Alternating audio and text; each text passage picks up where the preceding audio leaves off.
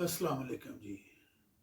साढ़े चैनल ते वेखण वाले नूं सुनन वाले नूं सारे जिन्ने भी लोग ने उन्होंने जी आयां नूं। जिक्र करांगे अज एक ऐसे चैनल का जिहड़ा बहुत सपोर्टिव है।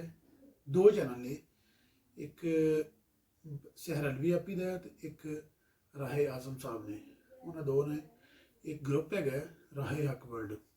राहे हक वर्ल्ड के नाम तो उन्होंने चैनल है जिथे अज एक बहुत शानदार आफर चल रही पई है, जिहड़ी एक बहुत ज़बरदस्त हैगी है, जिन्हों जिन्ना एप्रीशिएट किया जाए, जिन्नियां उहदियां खूबियां बयान की जान वो घट ने। तो उत्थे कुरानदाजी इस तरह की होनी हैगी है, एक आफर इस तरह की चलनी हैगी अज अज रात 10 बजे वो कुरानदाजी होनी हैगी, वो आफर होनी हैगी 10 लोगों वास्ते जिहड़ा ना वो इंटरनेट का पैकेज का नाम दिता जाएगा, तो 4 लोगों वास्ते एक 1000 घंटा वाच टाइम दिता जाएगा। वाच टाइम जोड़े लोग यूट्यूब इस्तेमाल करते हैं या यूट्यूब अपना चैनल है वो बेहतर समझते हैं वाच टाइम की आते हैं, उन्होंने उस वाच टाइम की कदर भी समझते है ने। तो ये दो आफर चलनियां ने अज कुरानदाजी लोग जो शामिल होंगे उन्होंने वास्ते होणगियां। तो वो शामिल होने का तरीकाकार ये सी, एलिजिबिलिटी इन्होंने दसी हैगी जी, वो सी कुछ अर्सा पहले उन्होंने अपने चैनल पर लाइव करके भी दसी हैगी सी। अज असी दोबारा अनाउंसमेंट करते पे हाँ। जोड़े लोग उन्होंने दोवां चैनलों पर एक हफ्ते तो रैगूलर ने, कंटैक्ट ने, कमेंट करते हैं, वीडियो देखते हैं, तो उन्होंने वास्ते होएगी।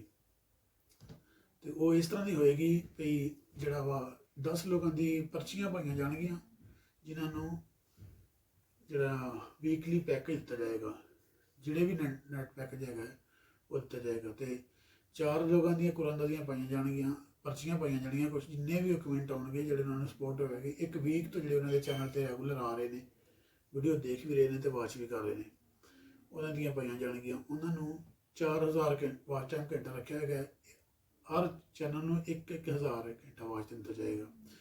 तो अज तेनों अपील ही कर दिया गया, तेनों तलाह देंदे गया, तो तुसीं अज रात 10 बजे उन्होंने चैनल पर आना है। इस वीडियो के डिस्क्रिप्शन के मैं वो लिंक भी दे देवांगा, तो ताकि तुसीं उसके लिंक पर जाके देख अपने चैनल में वेख सको, अपने कोल सेव कर लेना। तो जो 10 बजे आना तो उत्ते जाके ना अपना हाज़री देना, ताकि तेनों उस नाम का अगर तुसीं कुरानदाजी नाम का शामिल होंदा निकलता तो तुसीं वो अवेल कर सको, वो लै सको, हासिल कर सको। ये इतलाह सी बहुत अच्छी भैन ने साडी और बहुत अच्छे भाई है, ये हर हाल में सपोर्ट करते हैं। इन्होंने चैनल पर जाओ, अज रात 10 बजे ये कुरानदाजी होएगी, 4000 घंटा वाच टाइम दिता जाएगा, तो एक 10 लोगों को एक वीक का पैकेज ला दिता जाएगा इंटरनेट का।